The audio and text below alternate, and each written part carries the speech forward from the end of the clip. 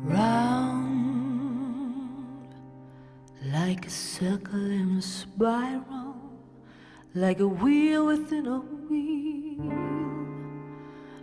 never ending or beginning, like the circles that you find in the windmills of your mind.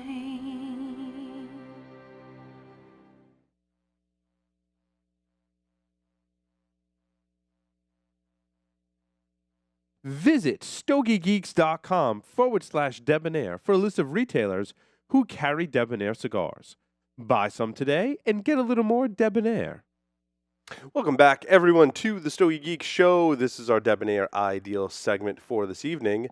And Will, our fabulous Will Cooper from North Carolina, visited Cuba. So, Will, give me like your top. I know we're going to do Stogie Shorts on this too. Give me like your top 5 things that you kind of took away from Cuba.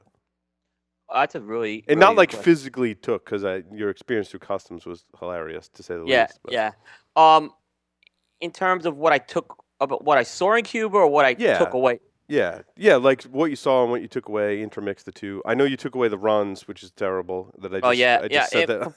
For folks who don't know, I'm drinking Gatorade. Yeah. Okay, so what I took away is from a cultural standpoint, this is Havana and the island is absolutely the country lost in time. So when you fly into Havana and once you land and you see the antique cars and the antique cars are there because of the basically the pre-embargo cars. But you don't see the Starbucks, you don't see the McDonald's. Yeah, So like those modern conveniences that when you travel are like there as staples. Like anytime you go in the U.S., you see a Starbucks, you see all that stuff. So yeah, and you don't take like if you don't have a bottle of shampoo with you, which the guys on the tour, which I'll talk about those guys in a bit, they told us to bring it. Because these things are not as accessible even in a city like Havana.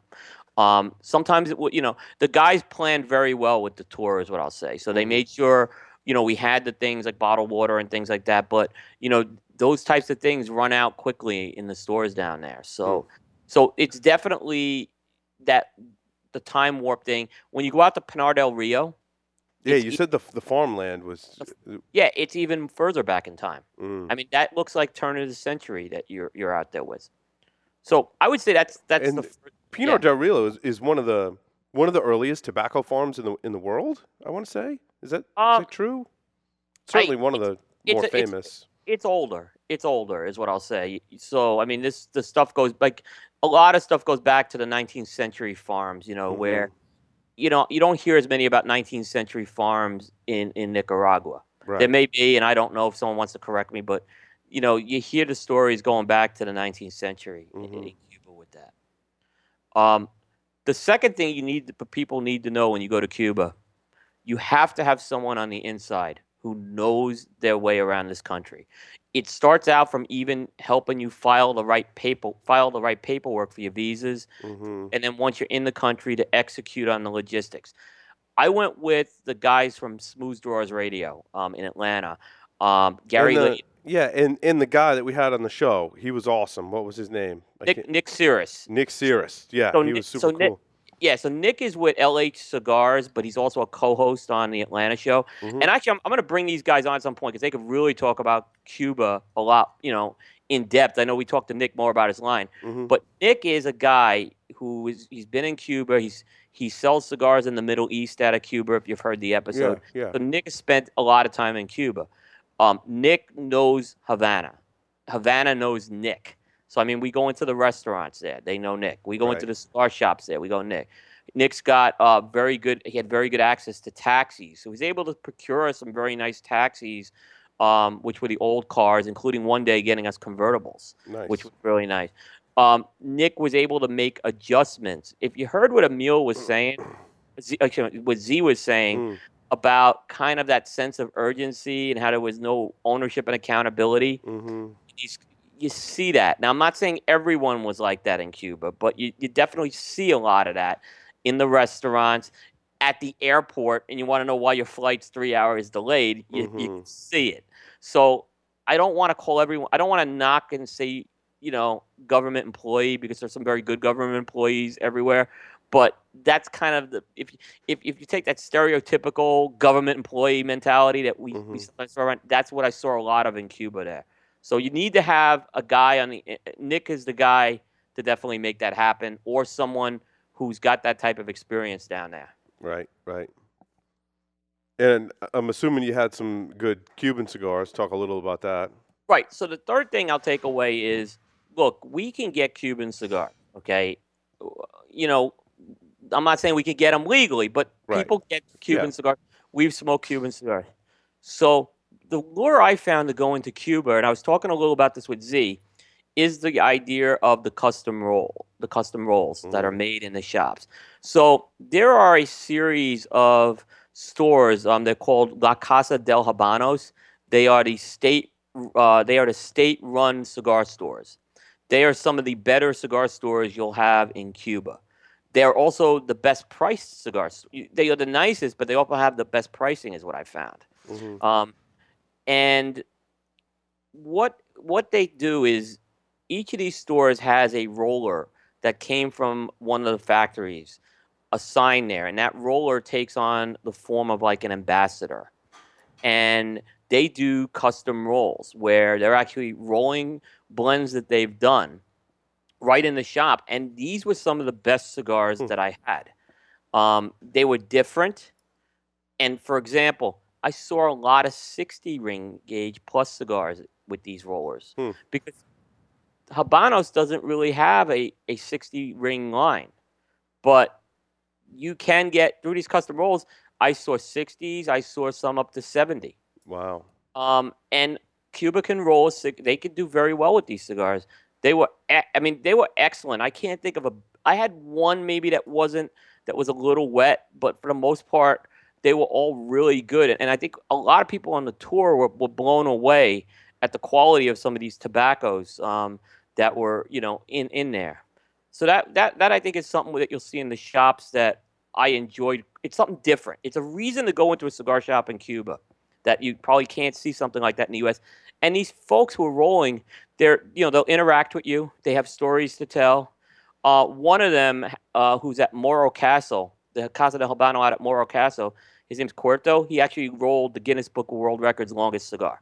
Oh yeah, I remember reading about that. So we had a picture taken with him. So he's a big attraction. He's a big, and they kind of have star status down there. These folks too. Some of them you can see they kind of enjoy the star status, and some of them they don't. So right.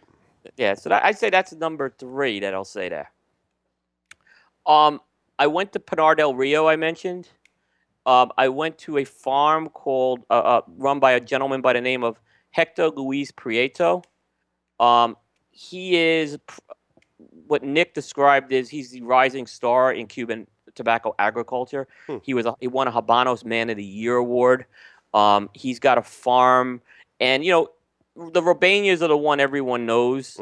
But out at Hector's farm, I saw. There's a lot of, like I said, what I came out of that farm is I don't feel. I've heard people say the Cubans, as far as growing tobacco, they don't know what they're doing. I didn't take that away from that. I felt that this was from the farm tour. I didn't feel like I was being dished out a load of BS. I felt that these were people that knew what they were doing. They have a passion for what they're doing. And if the custom rolls I smoked were anything like the tobaccos that they're putting out, that was one of the best custom rolls I had was out at that farm. It's interesting. It sounds like there's kind of a boutique in terms of rollers and farming going on in Cuba. There is.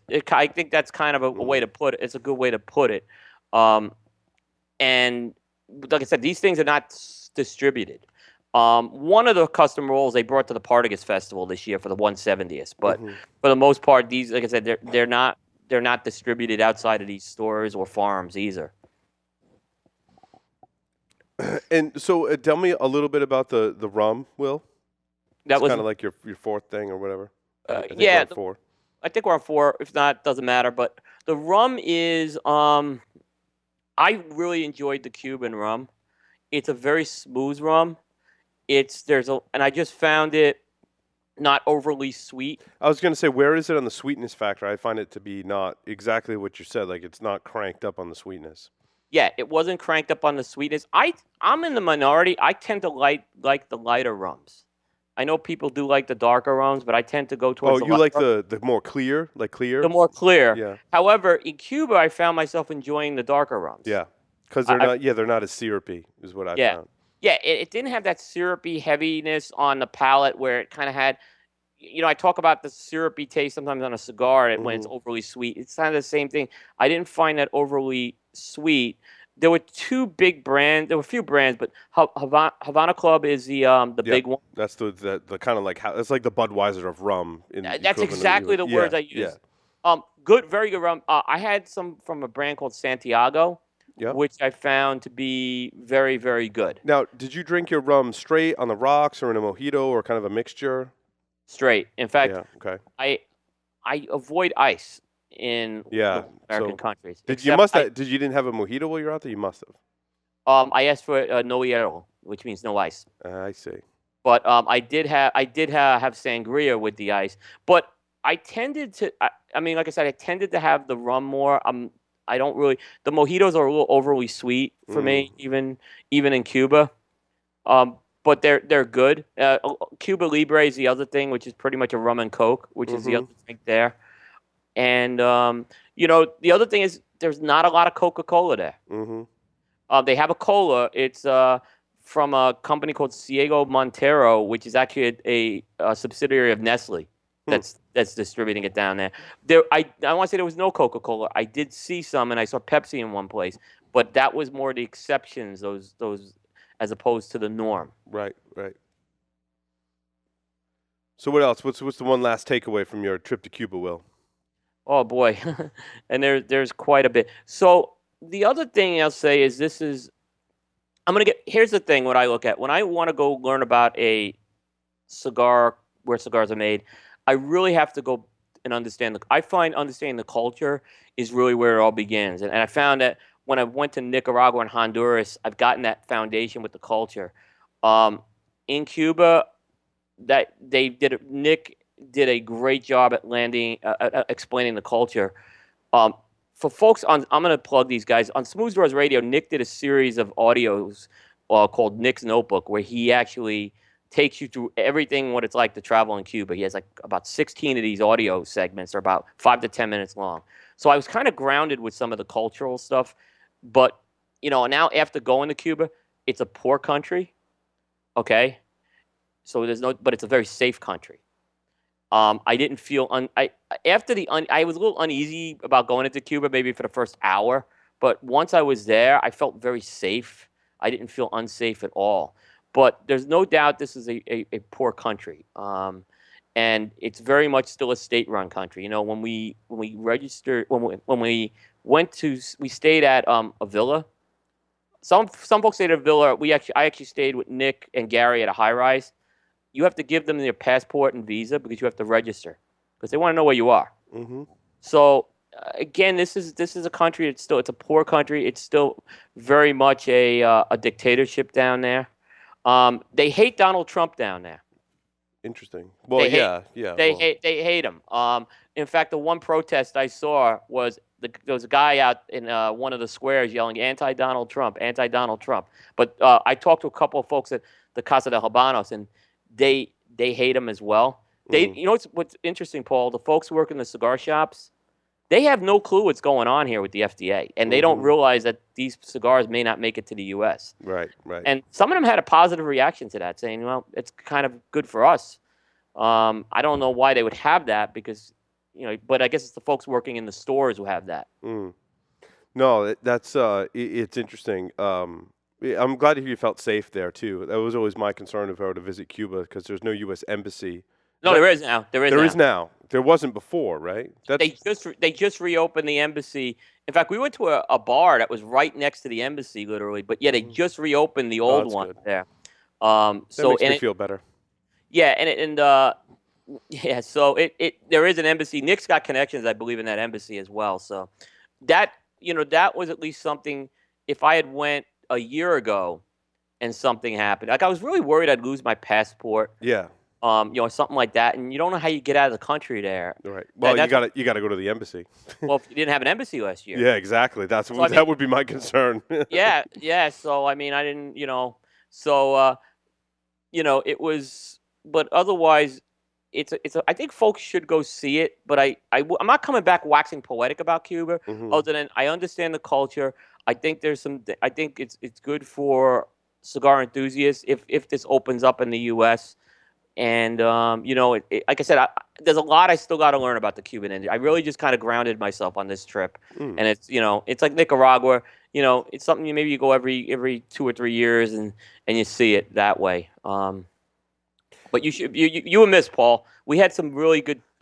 We bonded with. We had a really good group. The guys from the radio show are awesome, and it was just a good trip. Yeah, and you can hear more about Will's trip to Cuba in an upcoming Stogie Geeks Shorts episode, so make sure you check that out, stogieshorts.tv. With that, we're going to take a short commercial break and hear about some of the cigars that Will's been smoking from Cuba and a whole bunch of other cigars that Will and I will both review coming up next.